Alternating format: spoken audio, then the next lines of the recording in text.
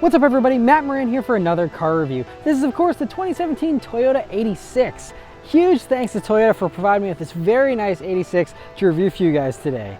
So about the 86, well now it's called the Toyota 86 here for 2017 since Scion has gone by the wayside and so has the FRS name, but it's still the same car. It's just been lightly refreshed here for 2017 with some very nice little improvements. First on the outside here, I gotta say I still love this orange color. It's been around since the FRS days and I think it's so awesome. It's the only exclusive color here really for the 86 version over the BRZ, and I just think it's a really nice shade of orange. Anyway though, that front bumper is polarizing, and when I first saw it I was like, I'm not sure about it, but now seeing it in person and getting used to it here over the past year since it's debuted, I think it actually looks really good. I do like the way that it looks. These new LED headlamps also look very nice with the 86 logo engraved into the side of them there. Coming along to the sides, you have a new side vent here that's not an actual vent, but just a fender garnish, I guess, but does look very nice. You have a new 86 badge down here on the fender, and that's the only 86 badge actually on this car. In the back, all you have is a Toyota badge, so it's nice and clean there with almost like a D-badge look in the back, and it's the same great looks there in the back. This one also has the TRD exhaust system, so you have some cooler exhaust tips than you would otherwise get, but overall it's still just a really great look, really great shape. I love how small these things are too, and overall it's just a really good looking car still. Right, for the interior of the 2017 Toyota 86, well, it's mostly the same as the FRS with a few minor exceptions. So anyway, first things first, sitting down in these seats, same great cloth seats that you've always gotten here, and they just have a really nice shape to them, so that they're aggressive enough, they feel really sporty and hug you in all the right places. Torso support and thigh support are both ideal, but still comfortable enough to be good for a daily driver, so it's not too aggressive, but not too relaxed either. Just really the perfect seats here, and they're covered in cloth in this trim level, although if you do go for the 860 edition then you can get them in leather with heated functionality, but these are just standard cloth seats, and they feel really great. Next to the steering wheel in the 86, which is one thing that's new here for 2017, and it's a very nice steering wheel, very smooth leather that feels a lot higher quality than the leather on the previous model years, and just feels really great. Perfect 9-3 grip, nice little 10-2 notches. I love how you have the 86 badge right here in the middle. They don't even try and put a Toyota badge, it's just 86, which looks awesome. They did integrate some radio controls here on the left-hand side, which is okay, just your basic controls. It's kind of nice to have, although, I mean, the reach over to the volume knob is like 5 inches tops, so it's a little unnecessary, I think. And honestly, with the fact that it's totally blank here on the right hand side, it kind of looks a little disproportional. I wish that they would have put something on the right hand side. Maybe, for example, this cruise control stock, which we still have here, that could be relocated up there and give it a little bit more of an even spacing here, so you don't have one side that's entirely blank. But anyway, I'm nitpicking here. It's still just a great wheel to use, and it's a smaller wheel as well, which I really like too. Gauges in the 86 are identical to the FRS ever since 2013, but that's okay. They're still very good gauges. You have a nice digital little speedometer there in the middle, very clear large tachometer, and just the basic gauges that you can scroll through some basic information such as your average fuel economy, temperature outside, and things like that. And pretty good gauges. If you do step up to the 860 edition, that's how you get the little digital portion that you see on the BRZ Limiteds, and that's nice as well. But honestly, it's not necessary by any means, although it's cool to have the G meter and all those things that includes. The basic gauges here are just fine, and nothing wrong with them. Coming over to the center of the dashboard here, you have a basic 7-inch touchscreen here that Toyota puts in these, and it's a standard doubled-in space, so you can put just about anything in here. Subaru has a slightly different system, and neither system is great. None of them have Apple CarPlay or Android Auto, which I find is a sore exclusion, especially these days. And you don't even have satellite radio here in the 86, at least not here for the standard model. And so you just have Bluetooth audio streaming, AM, FM, and AHA radio, and then you have your USB and auxiliary hookups, and that's it. I mean, it all works, well, the graphics and stuff are fine, but honestly, I would probably swap that out for a better unit that does have Apple CarPlay and Android Auto, if it were me personally, but it's still, a fine head unit, to come standard with these. Has a nice little volume knob, although there is no tune knob, which I kind of miss as well, but not a big deal. And one thing to note, though, about this audio system, for those that do like music, the BRZ and 86 have never been very good vehicles as far as audio goes. There's no sound system upgrade or anything You have a basic radio, and the audio quality has always been a little weak. You have to really crank it up to get it nice and loud, and just seems kind of underpowered, pretty underwhelming. But again, most people aren't buying this car for an audio experience. It's just about the driving experience, and so not a big deal. I don't think most buyers will complain. Coming down to the climate controls, again, this is a car you do not buy for nice interiors. I mean, not that it's bad necessarily, but again, we're talking about the same stuff that was in the 2013 models, and even back then I wasn't a huge fan of these manual climate control knobs you get in the base models of the 86 and BRZ twins. You have these very clunky, plasticky, loose climate controls that honestly would maybe make sense in like a base model Toyota Tacoma pickup truck, because they're so rugged and large. They just feel a little out of place in a dainty little sports car like this. But again, nitpicking, it gets the job done for controlling the climate, and that's fine. If you do step up to the 860 edition, you get the automatic climate controls that you see in the BRZ Limiteds, and so that's a nice feature to have for those that do care about nicer interior features. But this gets the basic job done, and that should be enough for most people. Finishing out the center here in the bottom, you have a nice wide little cubby that is very thin and narrow, but should be able to fit most ultra thin smartphones we have these days without a problem. And so a nice little space there for that. And then you have right next to it your USB and auxiliary jack. There are a couple nice new things here in the 2017s outside of all these major talking points I usually talk about. First is there's these knee pads now that are padded and covered in this vinyl-y, leathery type material around the speakers here on the doors, and then you also have it on the right hand side here so that it covers where the transmission tunnel is, and so that's nice, especially for people with larger legs that do rest their knees up against that. It's a lot softer and nicer than the hard plastic you used to get, and that was an improvement for 2016 Scions, and now is carried over to 2017, and a very nice improvement there. Also for 2017, sir, you have a new track mode now for the stability control system. Gone is the sport mode. Track mode is less invasive, but still kind of catches you if you're getting a little too bonkers, and you still can completely defeat it as well if you'd like, but nice to have that. And you also still have the basic traction control off mode, which lets you spin those tires to your heart's content. As far as storage space in the 86, it's the same as it always has been here. You have a bottle holder in the door, and that's it, but it's a very nice large deep bottle holder, so nice to have that. Coming over to the center, like I said, you have that little slot that I mentioned earlier. You have another little area where you'd normally have heated seat controls in nicer models of the twins here, but in this it's just blank. And then coming back, you have this very clever little open storage area that has two cup holders and another little slot for a key or a phone or something, and that does move forwards and backwards there, so it's very handy, and it does, whenever you have it in the rear position, give you better access to this power outlet that you do have, which is the only power outlet in the cabin here as well, which is worth noting.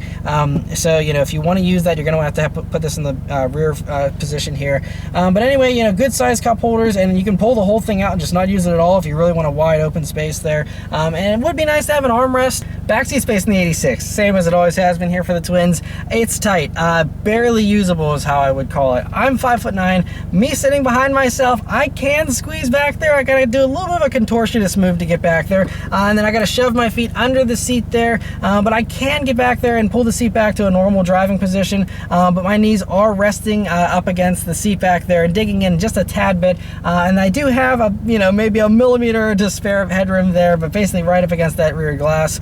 So it's a tight fit for someone 5'9". Smaller people should be able to fit back there fine. It's not the easiest of setups to get in and out of that seat, so not ideal there, but for in a pinch it's nice to have, but not something I'd want to use every day. Trunk space in the 86, same as it always has been. Once again, it's smaller than I remembered it being, though. It's really a fairly narrow opening. Now, I mean, you can get four wheels and tires, mounted wheels and tires in the back of this car, because those rear seats do fold down, and with those seats folded flat, you can fit, four wheels and tires. So that's nice, for track days, things like that.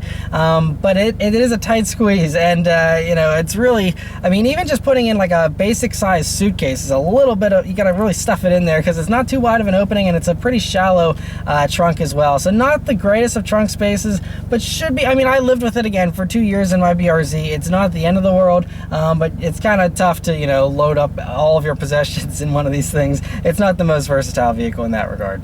Alright, so start up and go for a drive. The 86 still has the basic Toyota key, no keyless access or push button start or anything like that. You also don't have a button on the outside of the trunk to open it, so you have to constantly hit the trunk release either here or inside in order to get into that trunk, which is a little unfortunate. But anyway, standard basic Toyota key here. You slip it into the ignition, and it starts right up. All right, so setting off in the 2017 Toyota 86.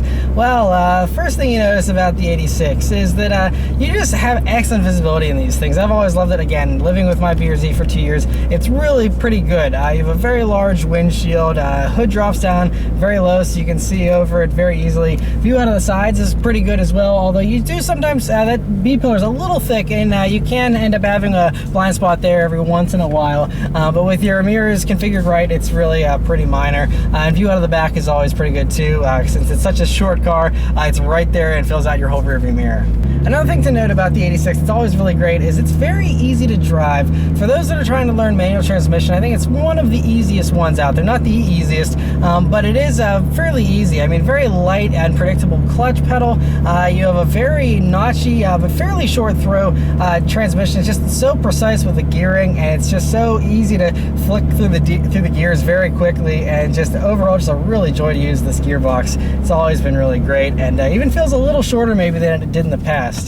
Other things to note here, once you're up to some little bit of higher speeds, it's a fairly refined vehicle. Now it's got a little more road noise. It's not quite as refined and isolated as some heavier sports cars, but that's kind of one of the things you give up here with the light curb weight this thing has of around 2,750 pounds. Very lightweight, and so but it's really not too bad. I think the only place you really can tell the lack of sound deadening is towards the back there, especially when you put an exhaust on like I used to have on my BRZ. Really makes it super loud in the cabin, and this one also, if you can hear, has the TRD exhaust system from the factory here, which sounds really good. But again, whenever you're at higher load, lower RPM situations, it can get a little boomy, especially going up hills and things like that, but it's really not bad, and I think it actually sounds really good, which we'll see once we open it up here in a minute. Alrighty, so let's turn down onto this back road here and see how it does. There it goes. Second gear chirp. These things are a blast. You can just rev the crap out of them.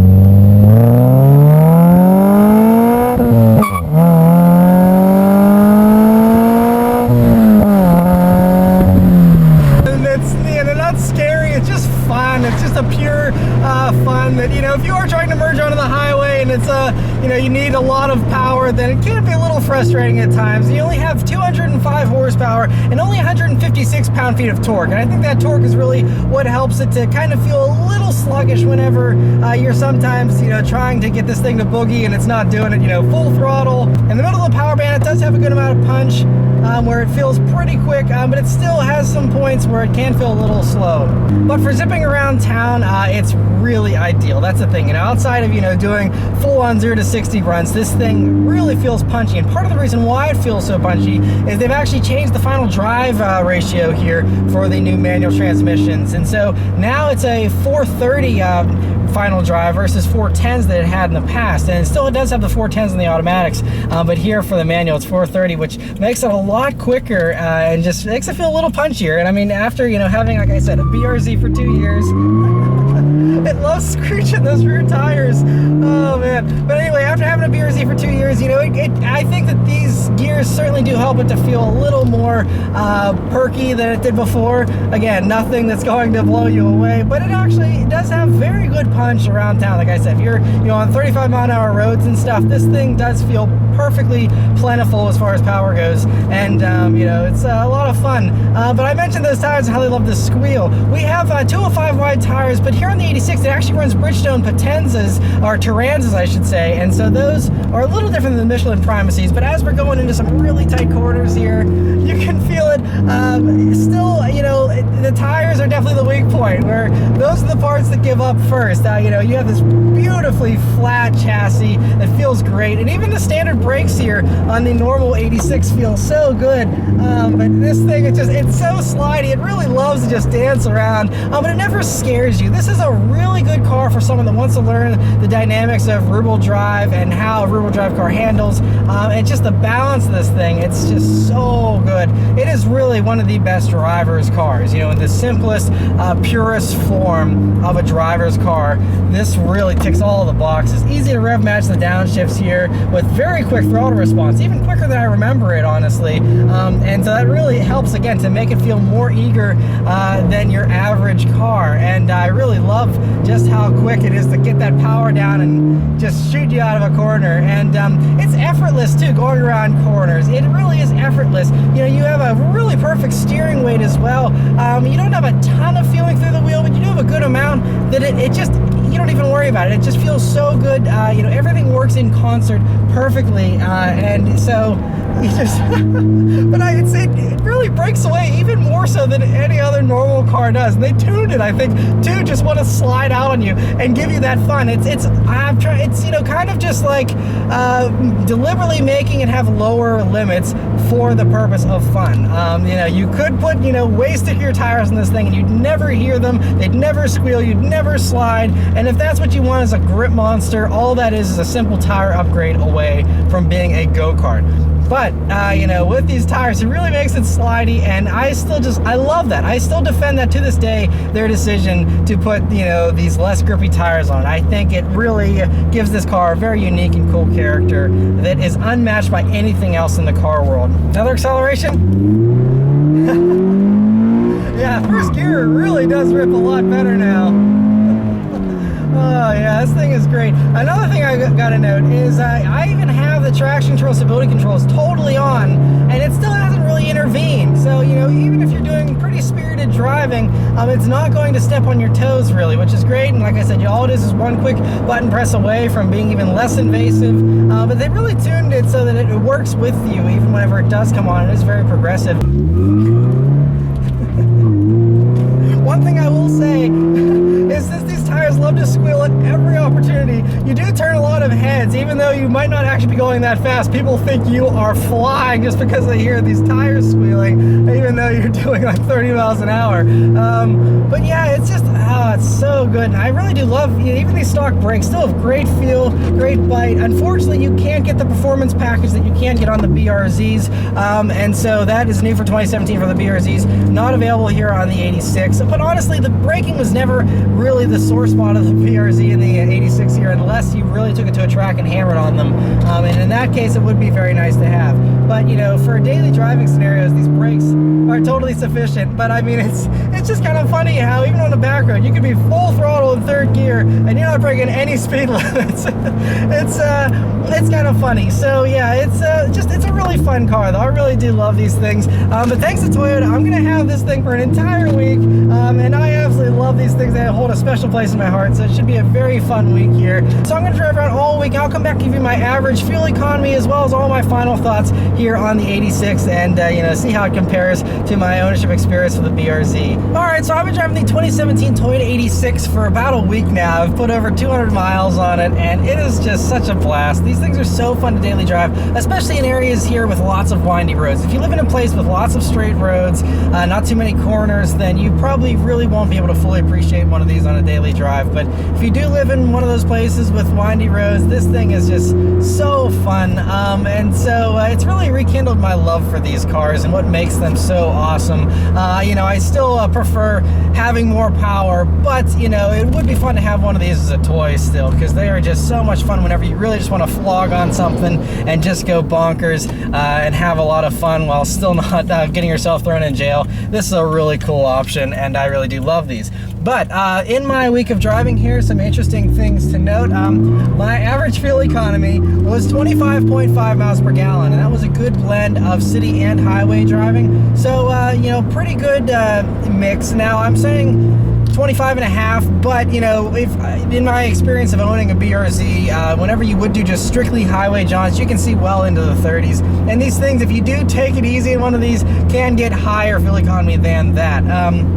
But you know, I've been driving it fairly spiritedly most of the time here, you know, and I mean, with one of these vehicles, you really have to though, because you know, there isn't a ton of power down low, and you know, if you really want to get up to speed briskly, you really got to just full throttle it every time. And you know, but that's just part of the fun of this car and what it's designed to do. But yeah, I mean, I really enjoy it. I think one of the things that also might hurt the fuel economy is the final drive ratio being a little bit shorter, and that, you know, helping this vehicle to cruise cruise a little bit at a higher RPM on the highway, which helps with pickup and, you know, get up and go, but does hurt fuel economy slightly. But again, you're not buying one of these cars for phenomenal fuel economy. I think it's all about the fun, but it is nice that, you know, it does get pretty good fuel economy compared to, you know, some other more powerful vehicles with larger engines that don't do quite as well. So, but yeah, I mean, it's just it's an absolute blast. You know, the one thing that's important to note about this one, though, that has even made it even more enjoyable is the TRD options they put on this one. So, like I mentioned earlier in the video, it has the TRD exhaust, but it also has the TRD lowering springs, which give it about an inch lower ride height and help with the handling. And it has the TRD anti-sway bars, which also help make it feel even flatter than an average BRZ or 86. So those really go a long way to helping this thing to really feel amazing in the corners, and it's just an absolute blast. You know, and you know, as far as, you know, is it worth upgrading from an FRS? You know, that depends on you and you know, what kind of your position is and, you know, what your circumstances are. Personally, you know, I think that it's not enough of a difference, probably, aside from that final drive being shorter in the back. That really, I think, makes a big difference and helps it to just feel a little more perky, like I mentioned earlier. And I think that you know, that would be a very cool thing. But I think that stuff like that you could swap into your current vehicle.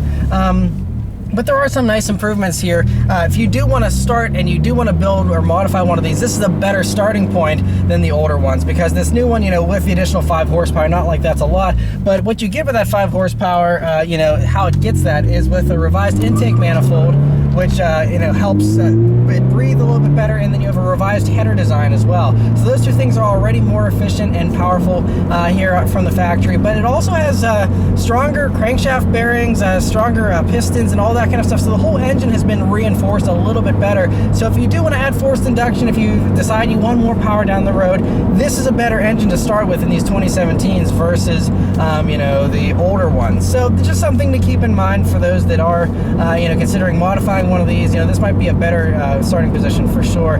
And you know, I do like the newer looks as well. I think it's a very nice update here, and overall it's just an absolute blast, and I still do adore these things. They are so much fun. So anyway, let me know your thoughts about the 86 in the comments below. Huge thanks once again to Toyota for providing me with this vehicle to review for you guys, and yeah, thank you guys very much for watching. I'll see you next time. Take care.